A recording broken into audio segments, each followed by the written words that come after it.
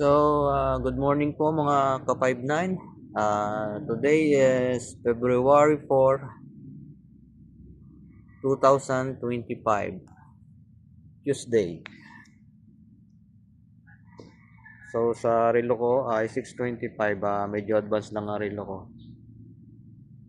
Well, continue monitoring, daily routine. Same as last morning, yesterday.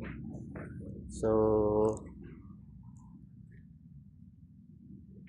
kahapon po may nakaparada dito sa side na to. Okay. At buti bago mag alas 8 umalis kasi bawal na pong pumarada dito ng alas 8 kasi office hours po 8 to 5. So may nakaparada pa rin po doon, pero dapat sila umalis na pagka office hours. So ang problema doon ho sa iba ay parang kanila na ho ang paradahan. So yes, kahapon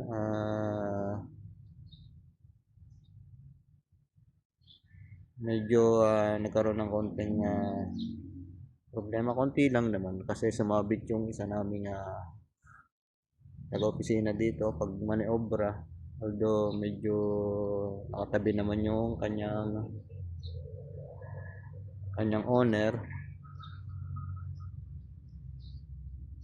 So hindi ko naman agad yon mapupuntahan at dito ako nakamonitor sa side na to. So ang hirap lang po,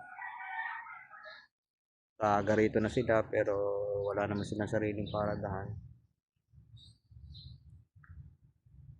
So ganun lang po, pagka dumating ang may-ari ng sasakyan ay papakiusapan na lang.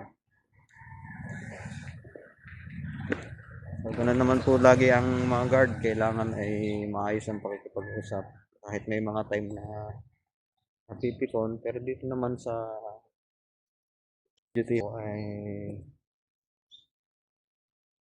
madali lang naman dito. So ang kailangan lang talagang iwasan ay yung mga issue. Sige po, at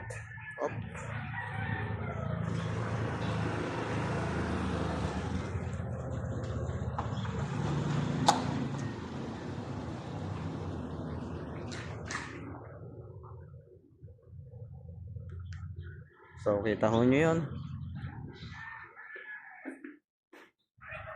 Bye bye.